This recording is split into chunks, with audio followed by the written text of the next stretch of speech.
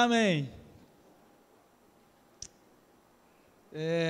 Eu já estava com saudade dessa igreja, já, gente. Andei fazendo umas viagens aí.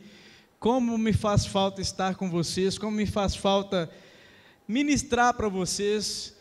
Hoje, por exemplo, o pastor Carlos Emídio está pregando em Lagoa do Pau, pastor Douglas está pregando na igreja Batista ou Presbiteriana, se não me engano, do Santa Cruz, presbítero Serjão está na igreja Betânia do Santa Cruz. Então, como diz a missionária Cleides, graças a Deus, né? Estamos exportando gente a serviço do reino de Deus. Então, o que temos para hoje sou eu mesmo.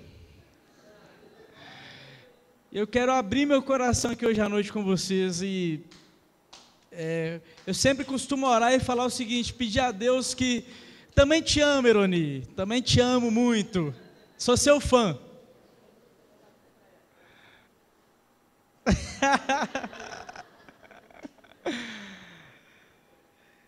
Eu sempre costumo falar o seguinte, eu peço a Deus que use a minha vida e falo com Ele que eu de mim mesmo não tenho nada de bom para oferecer para as pessoas que estão me ouvindo.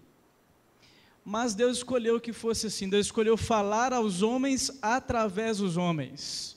Deus usa homens e mulheres para falar com a gente. Homens que, guiados pelo Espírito Santo, mulheres guiadas pelo Espírito Santo, para nos tocar de uma maneira clara, de uma maneira que Ele usa as pessoas para que Ele toque na nossa alma, para que a palavra dEle nos alcance. E hoje à noite minha expectativa é essa também. Minha expectativa é de que Ele fale com você, de que Ele te ensine algo novo nessa noite, que Ele te desperta, que Ele te renova as forças através daquilo que eu quero compartilhar com a igreja hoje à noite. Amém? Então vamos orar, vamos pedir a Ele, isso mais uma vez. Feche seus olhos e peça a Ele para falar com você. Deus, muito obrigado, mais uma vez, por estar aqui diante dessas pessoas e obrigado porque o Senhor está me dando saúde, está me dando, Deus, capacidade de estar aqui. Eu sou muito grato ao Senhor, pela sua bondade, pela sua misericórdia, pela tua paciência comigo. Muito obrigado, Deus. E mais uma vez estou diante desse povo aqui para, Deus, ser útil a eles de alguma forma. Eu te peço, usa a minha vida, Deus.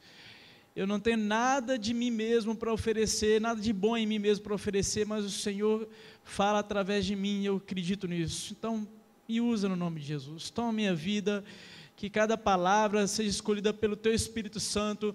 Deus, que direção seja dada pelo Teu Espírito Santo, nos renova nessa noite, nos enche da Tua presença. Deus, faz a obra da salvação aqui hoje à noite também. Pessoas que estão aqui, que talvez não te conhecem, ou talvez estão distantes do Senhor, eu te peço, se revela para essas pessoas aqui, de uma maneira pura, simples, clara, de uma maneira que transforma a vida delas. Em nome de Jesus, é o que nós te pedimos. Amém e amém. Eu vou começar hoje passando um vídeo, a gente tem exibido esse vídeo aí nas aulas do Lidere 2.0, e esse vídeo tem falado muito comigo, tem me despertado muito para alguns temas, e eu resolvi passar porque eu iria comentar sobre ele de qualquer forma. Eu falei, é melhor passar. É um videozinho, ele tem 9 minutos, no seu canto esquerdo aqui vai aparecer algumas perguntas que foram feitas para pessoas, aleatoriamente, pessoas que não foram escolhidas, a pessoa estava passando e perguntaram para ela 3 perguntas. Como você vê o cristão? Como você vê a igreja? E como você vê Jesus Cristo? E as respostas são as mais diversas. Então, vamos fazer um experimento aqui também. Assista o vídeo, depois nós vamos falar um pouco dos sentimentos que o vídeo vai gerar na gente.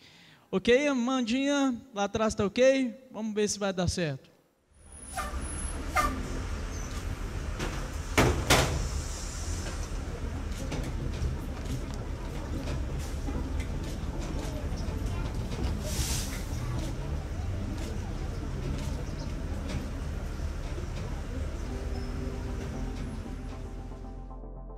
Eu acho que a maioria são um bando de alienados, que só veem a religião em si, não veem o cristianismo que tem por trás, não veem os ensinamentos de Cristo, não veem Jesus. Eu vejo o cristão como uma pessoa que tem fé. Cristão para mim é aquela pessoa que procura andar direito, procura ser o mais honesto possível. Os evangélicos falam assim, vai na igreja porque Jesus vai te curar. Mas eu acho que os evangélicos acabam assustando a gente. Talvez um modo melhor de poder nos orientar, né?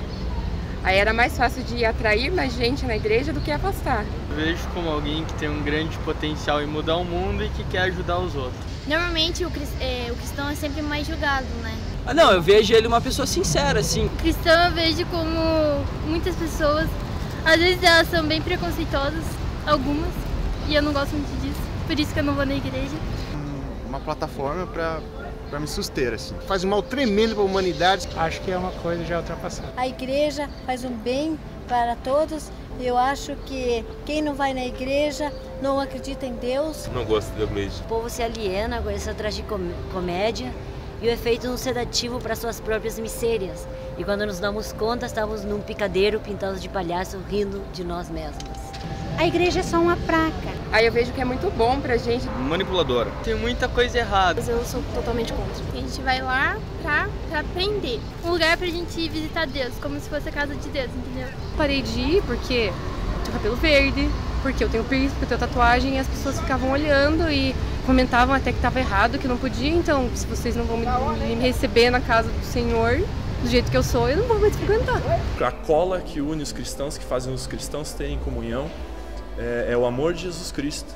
E isso se chama igreja, verdadeiramente. Não a instituição, mas a comunhão de pessoas. Porque através do amor de Jesus nós temos comunhão com Jesus. E por todos os cristãos fazerem parte do corpo de Jesus, nós precisamos nos amar, porque nos amando, nós amamos a Jesus Cristo. Razão no meu viver, assim. Um profeta aí. Não sei se vale a pena acreditar. Como eu vejo Buda. Jesus é tudo pra mim, né? Uma pessoa que tem que fazer o bem. O cristão para mim é aquela pessoa fiel que segue a Cristo, né? Aquele que está sempre ligado a Cristo. Uma luz na vida de muitos aí que estão ao redor, no trabalho, no colégio. São exemplos. O verdadeiro cristão é aquele ser iluminado. O cristão de hoje em dia, talvez de sempre,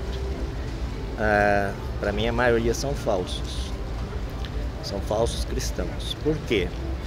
Porque às vezes tem a Bíblia toda na cabeça, decorada, embaixo do braço, né? Muitos aí com a Bíblia embaixo do braço, falam uma coisa e vivenciam outra. Então, para mim, isso é falsidade. Pessoas que acreditam em Deus. Uma pessoa qualquer, uma pessoa normal. O cristão é a pessoa que entendeu e foi atingida pelo amor de Jesus Cristo. Eu acho que quando o cristão entende que ele é Jesus Cristo na Terra, ele é uma pequena parte de Jesus Cristo na Terra. Ele consegue abranger, se relacionar com pessoas e pode gerar mais influência às pessoas que estão à volta dele. Então, para mim, o cristão é a pessoa que aceita Jesus como Senhor e Salvador, que entende o amor de Jesus e com isso ele se torna parte, uma pequena parte do corpo de Cristo. E assim ele pode influenciar quem está à volta dele. A igreja é o alicerce, é a força, é a pedra, é a rocha, aquilo que sustenta você na vida. Como sempre dizem, o corpo de Cristo, né, cara? A casa dos cristãos, mas aonde todo mundo é sempre muito bem-vindo. O grande comércio da fé é a enganação, a maioria delas. Na minha igreja, as pessoas fazem aquilo para catar dinheiro dos outros. Elas pegam dinheiro de propósito, colocam óleo na cabeça das pessoas para dizer que aquilo é verdade, para aquilo tudo é mentira, só para elas pegarem dinheiro e construírem coisas que não prestam, coisas que não precisam na sociedade. Que muitas vezes mais atrapalha do que ajuda o ser humano. Casa de Deus, onde você vai adorar Ele. Bom, acho que a igreja eu vejo como um refúgio. Hoje em dia o que eu vejo mais como igreja seria uma empresa. Bom, na verdade eu vejo como uma pessoa normal. Mas eles tentam arrastar a gente junto, sabe? De alguma maneira, isso é meio estranho. Um fanatismo. Em geral, eu considero eles umas pessoas muito preconceituosas, assim. Cara, é uma pessoa normal. Um cristão é uma pessoa indiferente. O cristão é uma pessoa que procura, vamos dizer assim, um apoio para não fazer coisas erradas. Pessoas que precisam de uma base para poder viver. Uma pessoa alienada. Pessoa, acho que normal, cara. Como pessoa alienada, como uma pessoa que segue uma religião, que acha que o que ele crê é fato. O cristão hoje é uma pessoa que está numa situação um tanto perdida. Ele é uma pessoa religiosa. O único povo cuja motivação é o amor. É a única maneira que você tem, tipo, se você tem um problema, você sempre chama, ai meu Deus, me ajuda, o meu Jesus, sei lá como é que fala. E foi uma pessoa muito boa que passou pelo mundo. Não sei nem se eu acredito que ele existiu um dia. que me faz levantar todos os dias e eu tenho muita fé. Ele foi e continua sendo uma pessoa muito forte, assim, que é uma força maior, assim, sobre nós, que a gente tem que ter fé em alguma coisa, então serve para isso. É o que não pode faltar na vida do ser humano hoje. Eu vejo Jesus como meu irmão. Você não precisa acreditar que ele existiu propriamente, mas seguir os exemplos que estão na Bíblia, cara, para mim é essencial. Aquele que fez o que ninguém fez. Morreu por mim e por você. Uma pessoa normal como qualquer outra. Não tenho ideia. Como uma pessoa que não é nada do que realmente falam que ele é. Um cara que a gente tem que crer nele pra gente poder fazer as coisas certas. E ele é muito importante pra gente fazer tudo certinho. Assim o mundo sendo melhor pra todo mundo. A base de tudo, né? Deixou de ser utilizado para essa mensagem de amor e passou a ser utilizado como um meio de arrecadar dinheiro das pessoas. É um cara legal, só que é uma pessoa que todo mundo diz, mas ninguém segue o exemplo dele. Todo mundo fala, todo mundo tem que ser Jesus, mas ninguém ama o próximo, ninguém nem respeita os 10 mandamentos. Então o que adianta ele ser um cara legal se todo mundo fala dele e ninguém faz o que ele faz? A igreja rouba todo mundo. Parece que é uma maneira de tirar dinheiro das pessoas. Como um refúgio, né? Odeio igreja. É uma rotina, tipo, todos os dias que você vai é a mesma coisa. É o melhor lugar pra você ficar na face da terra, cara. A igreja faz parte do sistema capitalista, tá aí só para explorar todo mundo e pegar dinheiro. A igreja é um lugar que tem bastante enganação. Uma fonte aí de renda. Como a casa de Deus, né? Onde todo mundo pode ser acolhido, todo mundo pode ser o que você quiser. Uma massa que tenta pregar uma coisa para as pessoas, mas só em busca de dinheiro. Um centro de alienação? Que tá aí para roubar, assim, tirar a grana das pessoas. Isso é muito importante para a família, para poder falar o que deve fazer e o que não. É bom para a educação também das crianças. Uma instituição que está num processo de crise. A igreja tem buscado renovação, mas acho que ela não está conseguindo acompanhar todas as tendências desse mundo moderno. A igreja, de certa forma, se distanciou muito, principalmente do jovem. Acabam fechando a mente das pessoas e acabam julgando. Já fui chamada uma vez para ir numa igreja e bem no meio do culto o pastor começou a falar mal de homossexuais, assim, eu saí na hora da igreja, assim. Então eu acho que hoje em dia a grande maioria é ruim, tem mensagens pesadas e desnecessárias. Ele foi um cara... Tudo que eu faço envolve ele, tudo que eu penso é primeiro ele, tudo pra mim na vida é primeiramente ele. Crer pra continuar vivendo, né? Jesus eu vejo como um cara muito firmeza. É um cara que tá de braços abertos pra você se você precisar. Jesus é a fonte de tudo. Jesus é a alegria. O único salvador, né, cara? Pra mim, Jesus não existe, nunca existiu. Pra mim, meu Deus, sou eu mesma, eu acredito em mim. As coisas que acontecem na minha vida, eu acredito em mim mesma. Não existe Deus nem pra nada, nem pra ninguém. Tem gente sofrendo aqui na rua, vem te pedir por Deus. Deus não vai ajudar em nada. Bom, Jesus, para mim, é um modelo universal. Um filósofo muito bacana. Uma válvula de escape, para muitos. Uma válvula de escape é uma boa. Bem, fugindo um pouquinho, eu fumo bastante maconha. E, cara, eu gosto muito, que é uma parada que me faz fugir, sabe? Me relaxa, é uma válvula de escape. Então, assim como eu tenho essa droga, que é uma droga mesmo, muitos têm Jesus, que é uma coisa muito mais simples, muito mais gostosa de ter. Então eu admiro essas pessoas, acho que Jesus, assim, no quesito mais sentimental, é uma coisa muito boa. Eu não tenho muita fé, mas acho uma coisa muito boa, gosto disso.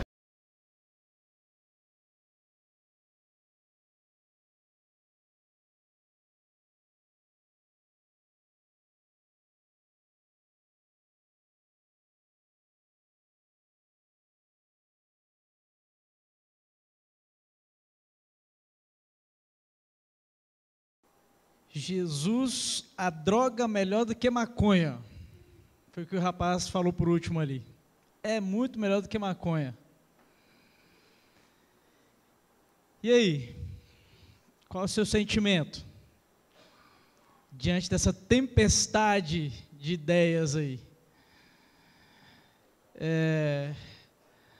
Eu tenho certeza que você está pensando muita coisa. Talvez você veja aqui a convite de alguém, você tem essa visão da igreja, uma visão que foi da maioria ali, de que a igreja só existe para roubar dinheiro das pessoas. Mas vou contar para vocês o meu sentimento ao ver esse vídeo. Primeiro, você alguns deles você fica irado. Você pensa, Deus manda fogo do céu e consome. Em outros você começa a refletir, por que as pessoas pensam isso sobre nós, cristãos? Por que as pessoas pensam isso a respeito da igreja de Jesus Cristo? Agora, o que mais me chamou a atenção é que a grande maioria dos entrevistados tem uma boa imagem a respeito de Jesus Cristo, apesar de não conhecerem Jesus Cristo. Todo mundo vê Jesus Cristo como uma boa pessoa, como algo de bom para o mundo. Mas separam isso, Jesus Cristo é bom, a igreja não presta e crente menos ainda. Perceberam isso ali? Essa é a leitura que eu fiz. E eu falei que esse vídeo tem mexido muito comigo, e tem mesmo, eu tenho pensado muito sobre essas questões, e eu quero começar te fazendo uma pergunta aqui hoje. Se uma dessas pessoas ali, dessa entrevista, perguntasse para você, o que você, como cristão, tem de bom para oferecer para o mundo, para que o mundo seja um lugar melhor para se viver? O que você, cristão, tem para nos oferecer, para que o mundo seja um lugar melhor? Essa pergunta me faz lembrar muito de um homem chamado C.S. Lewis. É o escritor daquela série As Crônicas de Nárnia, que virou filme nas últimas décadas aí. Na verdade, são livros. Ele era um teólogo, mas antes dele começar a escrever como cristão, ele era um ateu. C.S. Lewis foi um ateu que se converteu. Um ateu resistente, relutante, e que ele, tentando encontrar respostas para algumas perguntas que ele tinha sobre a vida, ele acabou se encontrando com Deus. Ele se tornou teólogo, ele tem muitos livros escritos. Um dos livros dele, que é o livro que eu mais gosto dele, se chama Cristianismo Puro e Simples. É uma obra-prima mesmo, muito bom. Mas uma leitura que eu recomendo muito. Mas esse C.S. Lewis, ele viveu na época da Segunda Guerra Mundial. E nessa época ele já era cristão. E a rede BBC convidou para fazer um programa na rádio na época da guerra. A Inglaterra em guerra, sendo bombardeada todos os dias, um momento de crise, de conflito, de tensão, pessoas morrendo, os homens morrendo na guerra, e convidam C.S. Lewis para fazer um pronunciamento todos os dias em rádio nacional na BBC, para explicar para o povo britânico o que é ser cristão. Perguntam para ele, o que é ser cristão? O que é viver como a Bíblia fala?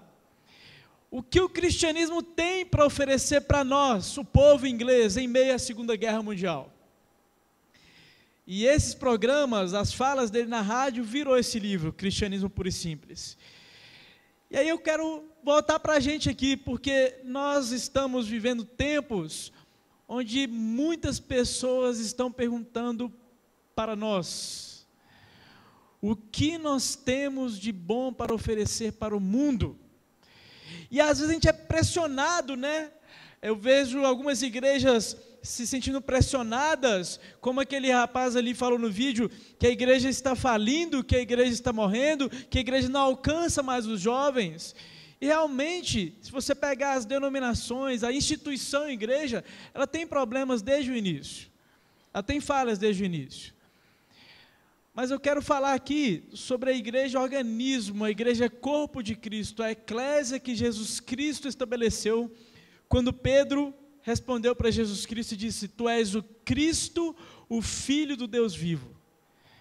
E Jesus falou com ele, Pedro, sobre esta rocha eu edificarei a minha igreja.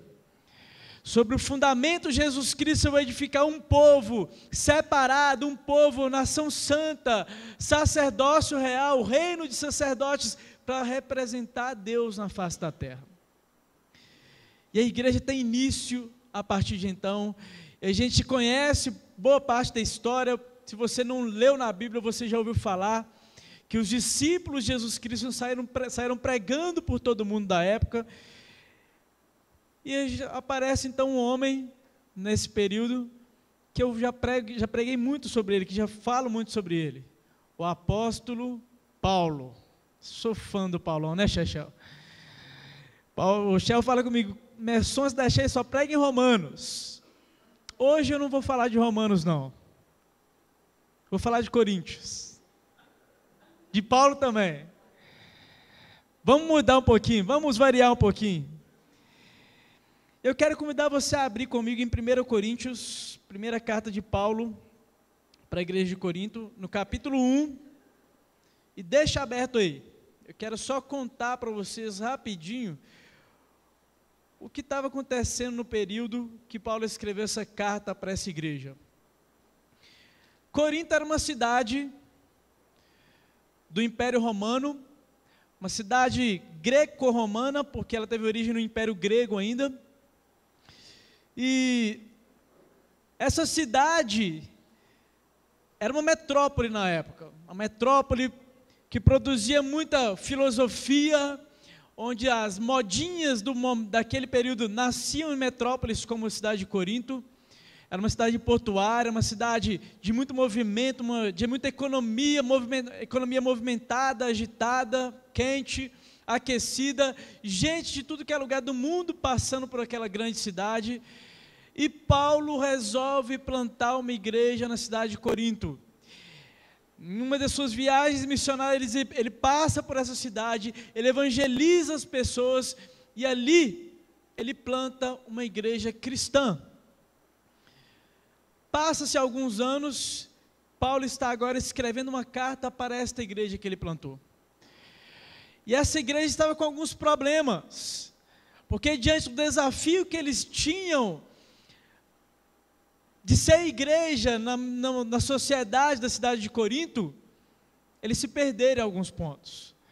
E a igreja de Corinto se tornou uma igreja problemática, uma igreja onde havia muita divisão, onde havia problemas de imaturidade espiritual, filosofia humanista. As pessoas começaram a se perder do evangelho que elas aprenderam.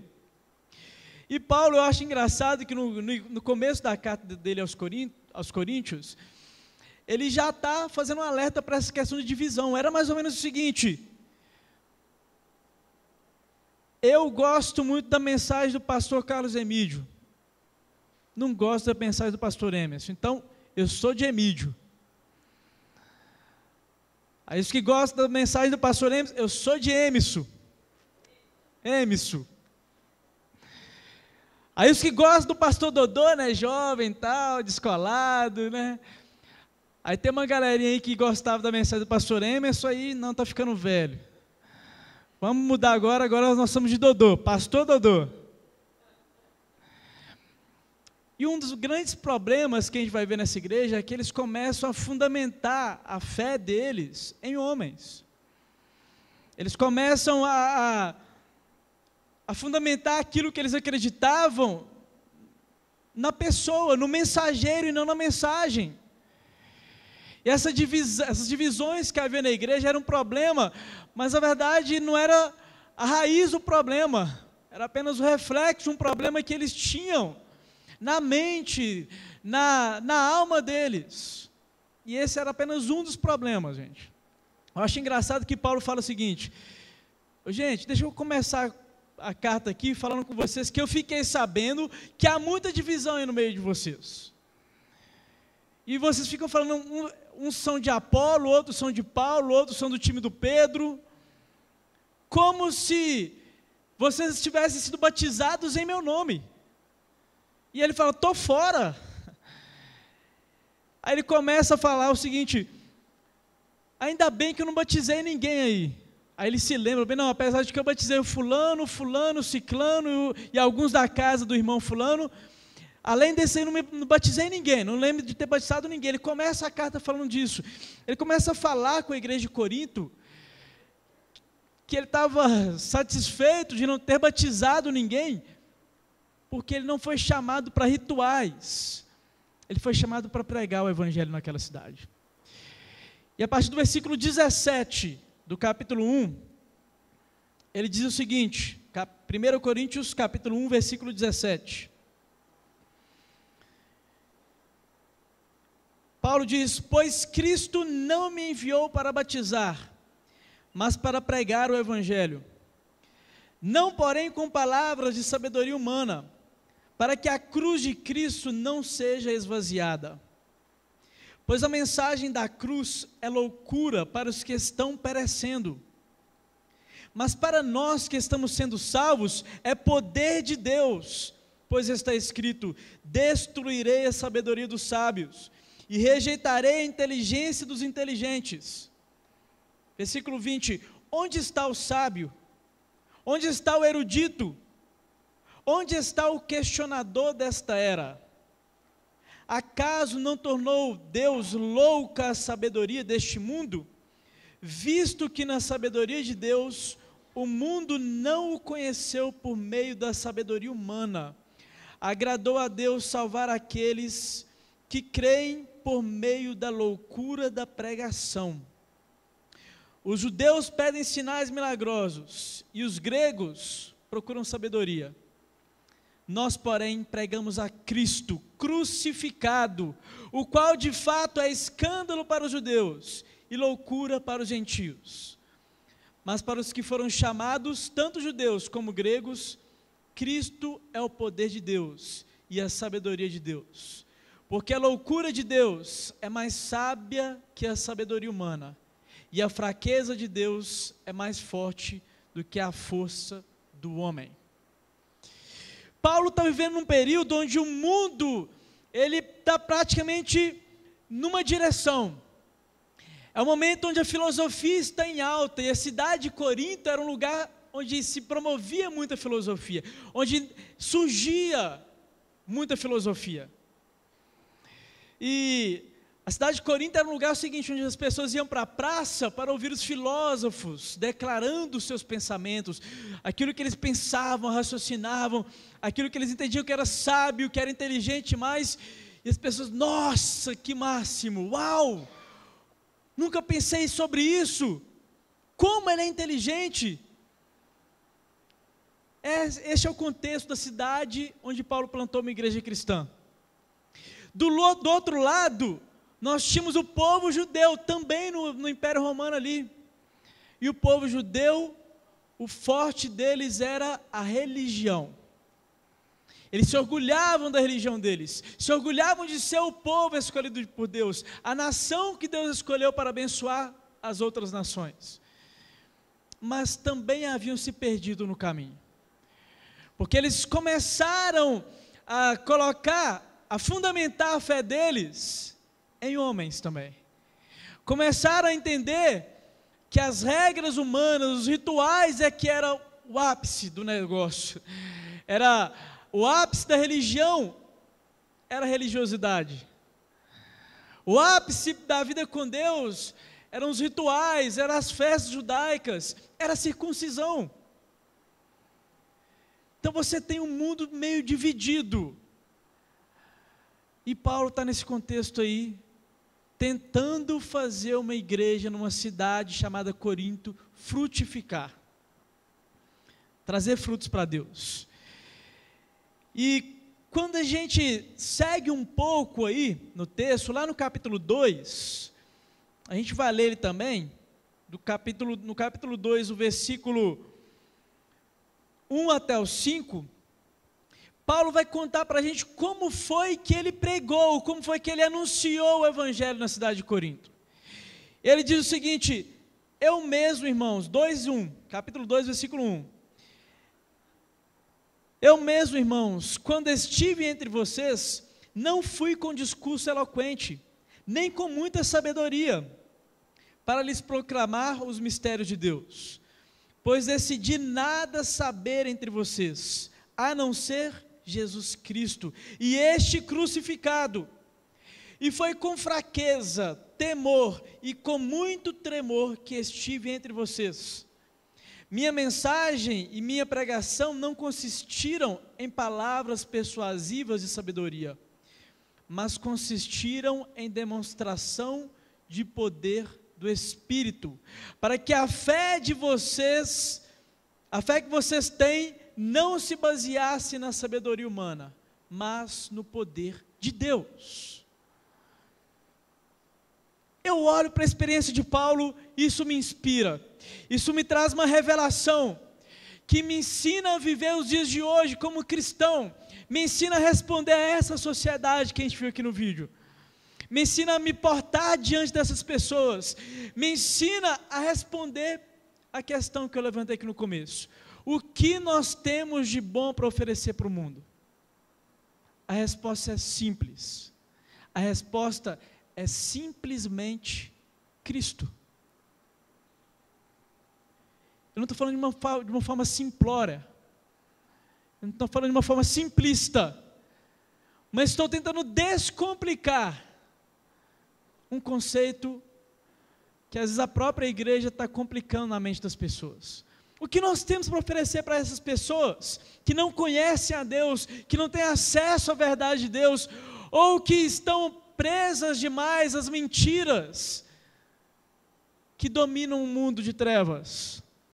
O que nós temos para oferecer para elas? A solução é uma igreja que promete cura, é uma igreja que promete soluções financeiras, é uma igreja que promete riqueza.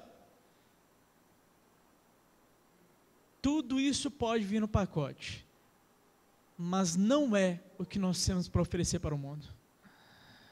O que nós temos para oferecer para o mundo é simplesmente Jesus Cristo, e este crucificado, porque é importante nós não nos perdermos diante da verdade de que a nossa mensagem é Jesus Cristo morto no meu lugar, por causa do meu pecado, por causa do seu pecado.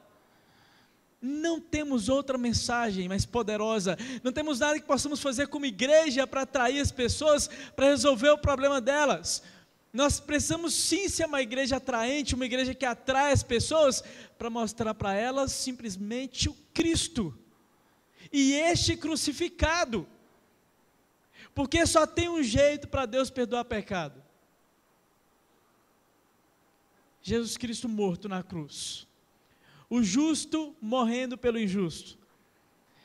Às vezes a igreja, né, tem se perdido às vezes no discurso dela, porque parou de falar sobre isso, parou de ensinar que o maior problema do ser humano não é financeiro, não é emocional. O maior problema do ser humano não é falta de namorado. O maior problema do ser humano não é não ter uma casa própria, não é estar desempregado. É um problema isso tudo também. E para alguns estar solteiro é um problemão. Tem gente que não está se aguentando mais. Mas qual é o maior problema do ser humano? Se chama pecado. E é um problemão, porque nós não temos a solução para esse negócio. E a Bíblia diz que o pecado separa o ser humano de Deus, é um abismo. Eu estou morto espiritualmente por causa do meu pecado. E Paulo afirma que todos pecaram. Então toda a humanidade está na mesma situação. O pecado é o maior problema do ser humano e nós não temos a solução. Não tem nada que eu possa fazer para resolver o problema do meu pecado. Aí Deus fala o seguinte: eu tenho a solução. Meu filho vai morrer, cumprindo a pena do seu pecado no seu lugar, para que você seja livre, para que você recomece a sua vida. E depois que você recomeçar a sua vida, você vai recomeçar ela sob o domínio do Espírito Santo de Deus.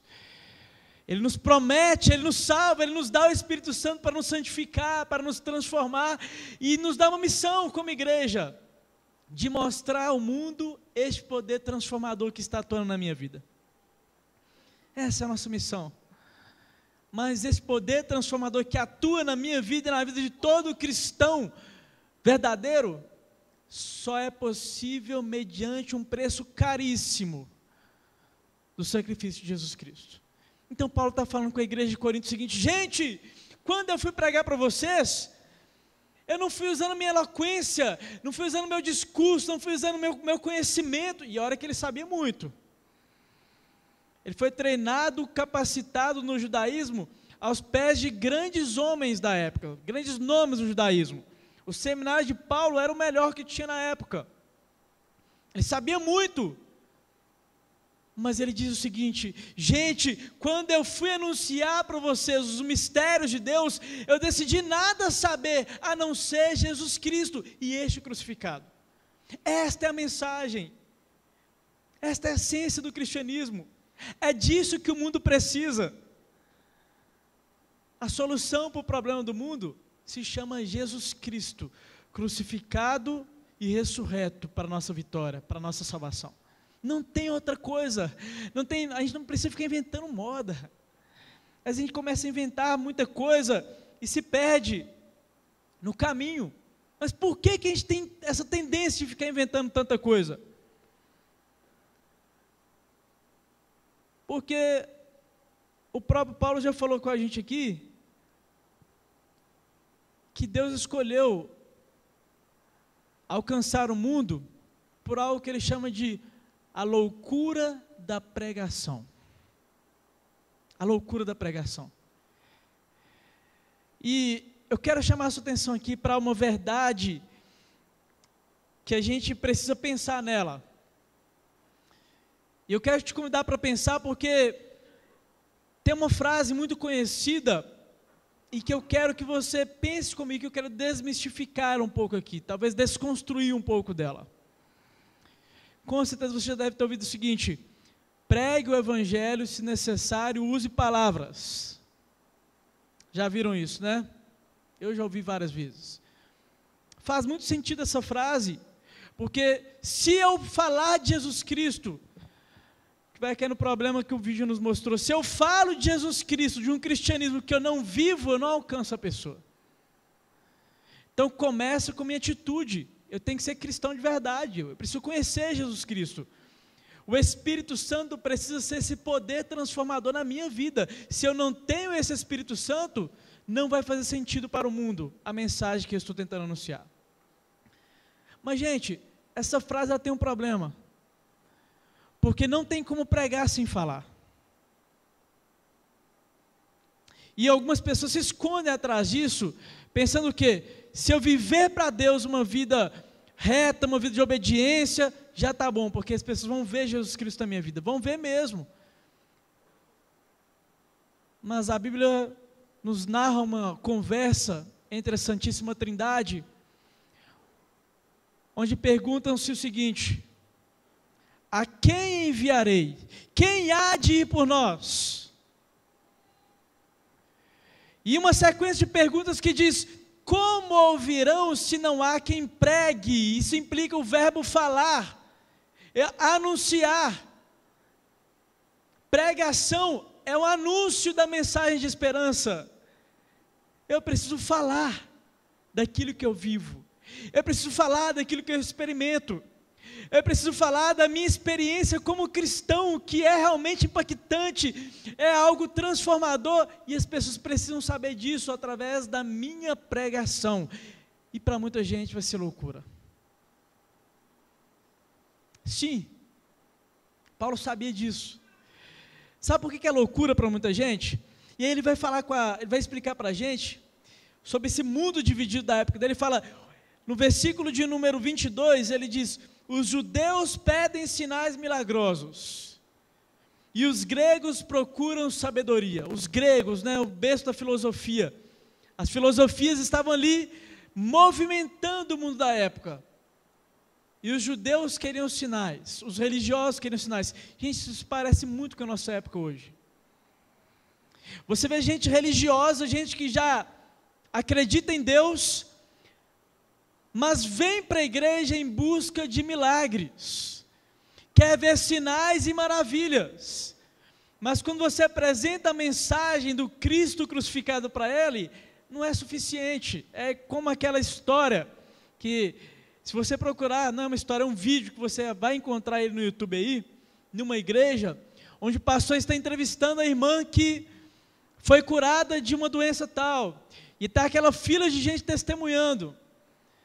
E aí ele está o pastor falando, e você foi curado? Ah, fui curado de uma dor no joelho que eu tinha. Aí o próximo, fui curado de uma dor de cabeça. Ah, eu fiquei rico, Deus me deu um carro, Deus abriu a porta de emprego, até que chega numa senhorinha. E a senhora, conta a bênção, irmã. Pastor, Deus é bom demais. Deus mudou minha vida, Deus transformou minha vida, Ele me perdoou. Jesus Cristo entrou na minha vida e mudou tudo, pastor. Tá bom, irmã, agora conta a bênção.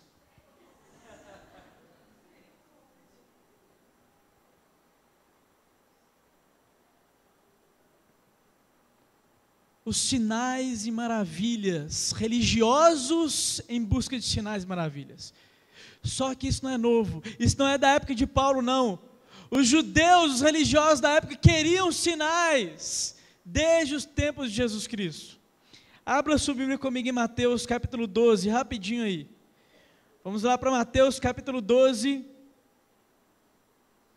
do versículo 38 até o 40.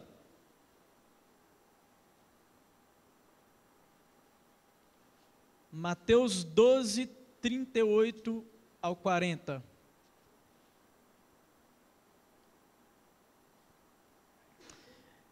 Diz o seguinte: então alguns dos fariseus e mestres da lei lhe disseram, falaram com Jesus: mestre, queremos ver um sinal milagroso feito por ti. Ele respondeu: uma geração perversa e adúltera pede um sinal milagroso, mas nenhum sinal lhe será dado, exceto o sinal do profeta Jonas. Pois assim como Jonas esteve 3 dias e 3 noites no ventre de um grande peixe, assim o Filho do Homem ficará 3 dias e 3 noites no coração da terra. Até aí. Sinais, maravilhas, manifestações sobrenaturais, religiosos em busca disso. A resposta para eles de Jesus, sabe qual foi? Uma geração perversa, quer ver sinais, quer ver milagres, mas nenhum sinal é maior do que aqueles que eu vou mostrar para eles. Eu vou morrer por causa do pecado deles. O sinal do profeta Jonas, como Jonas esteve 3 dias e 3 noites no ventre de um grande peixe, o Filho do Homem vai ficar 3 dias morto, por causa do pecado da humanidade. Este é o maior sinal, esta é a maior bênção, esta é a mensagem central do cristianismo. Milagres são reais, é fato, existe, Deus opera ainda hoje, nós vemos isso. Eu sou prova disso. Quantas histórias de milagres nós temos aqui na nossa igreja? Deus faz milagres ainda hoje. Só que o maior milagre se chama Jesus Cristo crucificado. Simplesmente Cristo. Este é o maior milagre. Porque simplesmente Cristo pode me tirar do império das trevas, me transportar para o reino do Filho amado de Deus. Simplesmente Cristo pode dar início a uma nova vida, onde eu vou viver agora guiado pelo Espírito Santo, eu vou ter um poder atuando na minha vida, que é o poder transformador do Espírito Santo. Somente com preço, o preço do sangue de Jesus Cristo. Não tem outro jeito. Então Paulo fala, gente, lembrem-se, vocês estão fundamentados em lugar errado, em pessoas, e não é em pessoas que a nossa fé deve estar fundamentada. O fundamento da igreja é Jesus Cristo, a rocha é Jesus Cristo, o centro é Jesus Cristo e este crucificado. Quando eu fui anunciar essa mensagem de esperança para vocês, eu não usei meu poder de argumentação, pelo contrário, foi a loucura da pregação.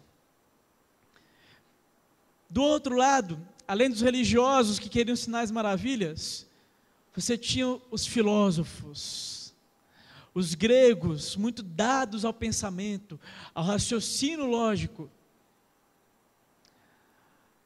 a meditação, o que é a vida, ser ou não ser, eis a questão. E Deus fala que Ele escolheu as coisas loucas para confundir as sábias. Porque a loucura, aquilo que é loucura para o ser humano,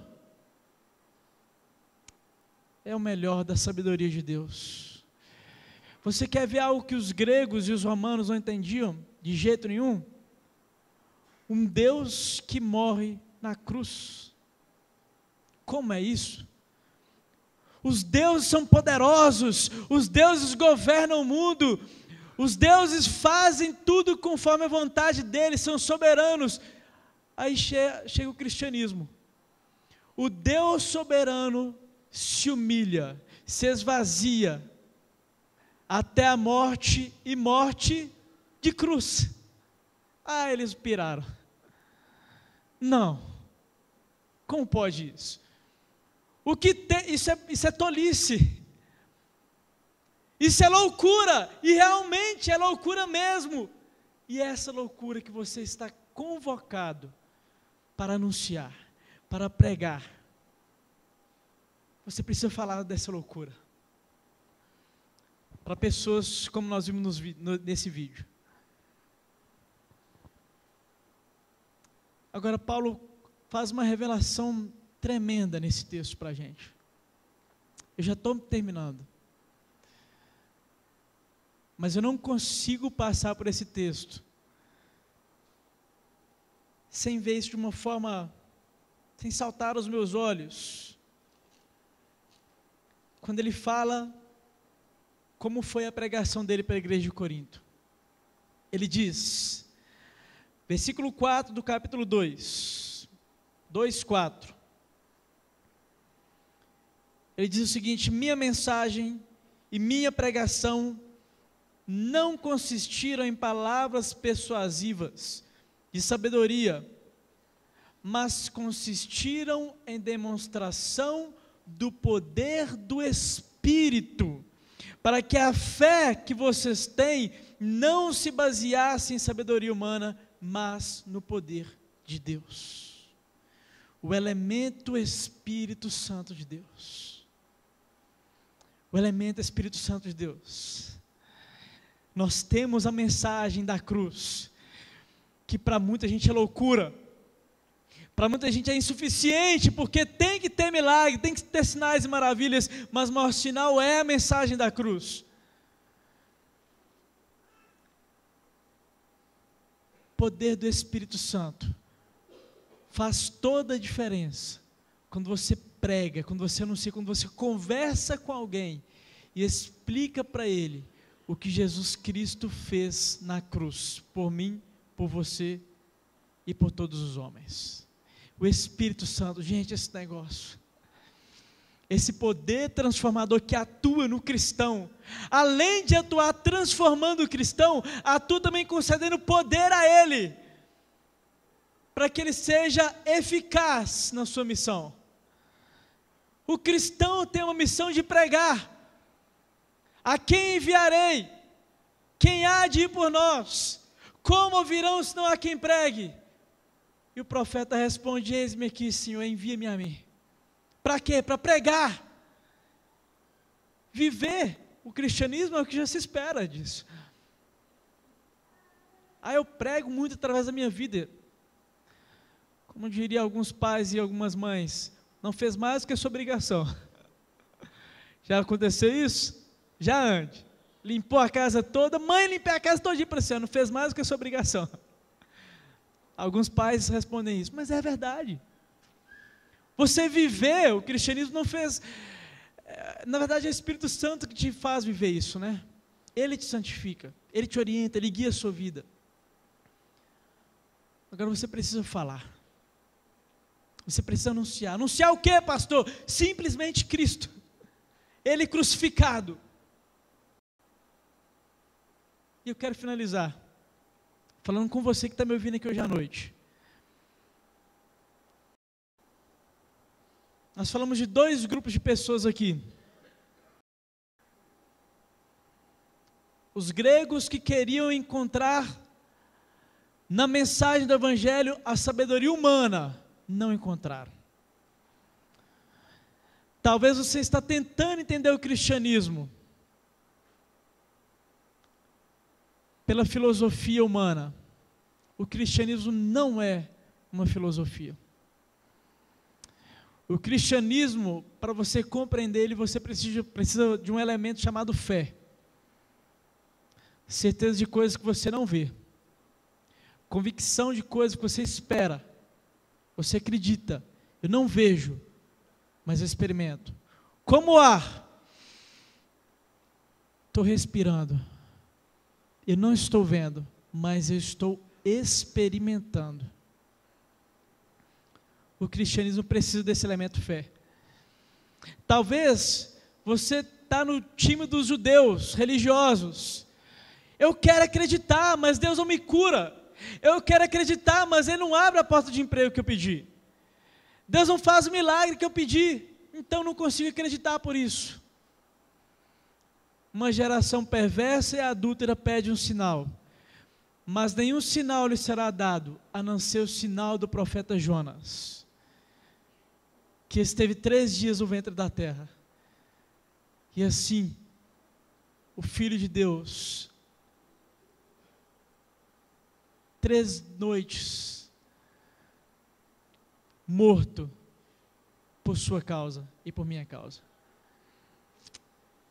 Mas Paulo fala de um terceiro grupo de pessoas aqui. Ele fala que para os judeus, para aqueles que esperam milagre, essa mensagem é um escândalo. Para os gregos que buscam a filosofia humana, a sabedoria humana na mensagem da cruz, é loucura. Mas para aqueles que estão sendo salvos, é o poder de Deus para a salvação de todo aquele que nele crê. Em qual dos 3 times você está hoje à noite? Eu acredito que só existem esses 3. Qual dos 3 times você está jogando hoje à noite? E eu quero finalizar te dizendo que a Igreja Betânia do Melo Viana, ela tem algo para te oferecer. Simplesmente Cristo. Ele é suficiente. Ele é 100% suficiente para resolver o meu problema. Ele está transformando a minha vida. Eu tenho experimentado milagres, eu tenho experimentado cura, tenho experimentado a providência divina na minha vida, mas nada se compara à experiência de chegar diante de Deus e saber que o sangue de Jesus Cristo me reconciliou com Ele. Que antes eu era inimigo de Deus, mas Ele foi lá nas trevas, me resgatou e me trouxe para o reino do seu Filho amado. Isso custou muito caro. Isso custou muito caro. A Bíblia diz que Jesus Cristo se esvaziou de si mesmo. Ele olhou para Ele como Deus e percebeu que não era algo que Ele deveria pegar-se o fato de ser Deus. Mas se esvaziou, assumindo a forma de servo, sendo obediente até a morte, e morte de cruz. Simplesmente Cristo e este crucificado. Feche seus olhos.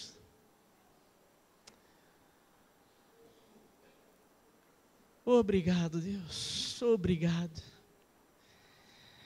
É constrangedor para a gente, quando a gente percebe a grandeza, a riqueza do que o Senhor fez por nós.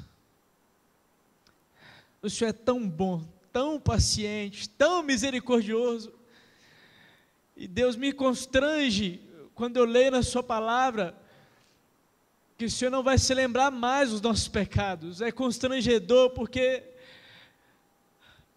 nós seres humanos estragamos tudo tão fácil, e o Senhor insiste com a gente. E o Senhor está aqui hoje à noite, insistindo comigo, com cada pessoa que está me ouvindo aqui agora. porque o Senhor nos ama tanto, tanto, que o Senhor quer nos dar o melhor do Senhor. Quer nos fazer experimentar a sua vontade, que é boa, que é perfeita e que é agradável. Que é muito além daquilo que a gente imagina. Obrigado por tudo isso. Espírito Santo de Deus, eu te peço, nos revela isso nessa noite. Para cada pessoa onde minha voz alcança agora, eu te peço que o coração dele seja tocado pelo Senhor. Que cada pessoa hoje, ao sair daqui com a convicção daquilo que o Senhor fez por ele na cruz, e de que isso é suficiente, Deus. E se entregue a essa verdade, se entregue a essa vida que o Senhor tem para a gente, se entregue a esse projeto maravilhoso, essa vida nova em Ti, Deus, com o Teu Espírito Santo nos guiando, nos orientando, nos enchendo, nos capacitando. Deus, muito obrigado por tudo isso. Eu te peço, para cada pessoa que está ouvindo a minha voz aqui, que ainda não experimentou isso, toca nessa noite, Deus, incomoda, convence da justiça, do juízo, do pecado.